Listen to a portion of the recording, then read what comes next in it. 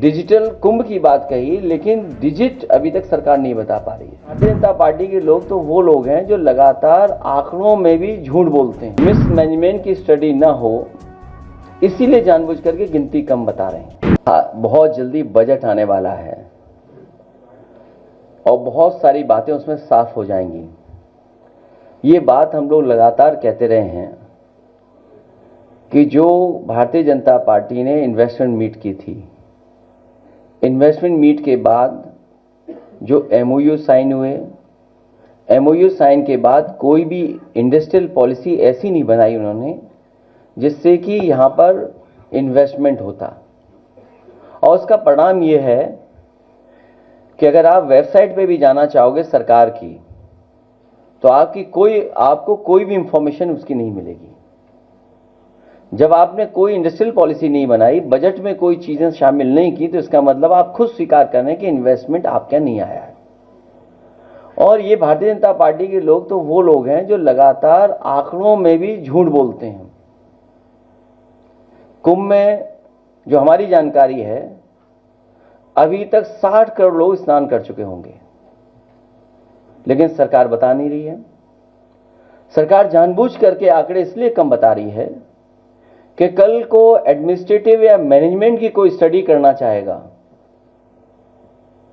तो जो इनका फेलियर रहा है, जो इनका मिसमैनेजमेंट रहा है, उसकी जानकारी हो जाएगी।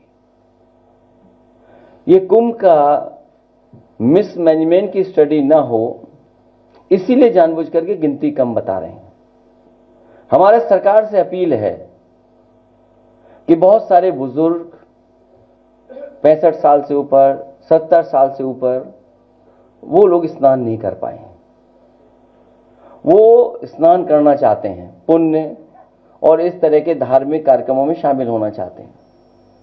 तो मेरी सरकार से यही अपील है कि एक समय पर 75 दिन का होता था ये कुंभ। सम्राट हर्षवर्धन के समय पर जो कुंभ का आयोजन होता था बहुत लंबा होता था। उस समय जहां दूर दूर से लोग, हर धर्म के लोग आकर के उस कुंभ में शामिल होते थे, स्नान करते थे और दान कर करके भी जाते थे।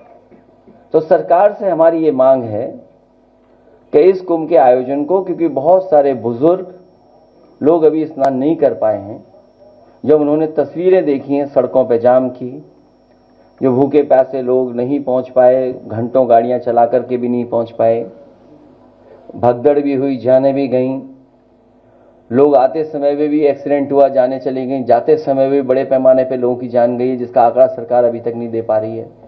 सरकार ने पहले ही कहा था कि हमने ड्रोन लगा करके, और ड्रोन से बहुत से कार्यक्रम भी किए थे, लेकिन ड्रोन का जहां इस्तेमाल होना चाहिए था, ड्रोन का इस्तेमाल नहीं किया। डिजिटल कुंभ की बात कही, लेकिन डिजिट अभी तक सरकार नहीं बता पा रही है।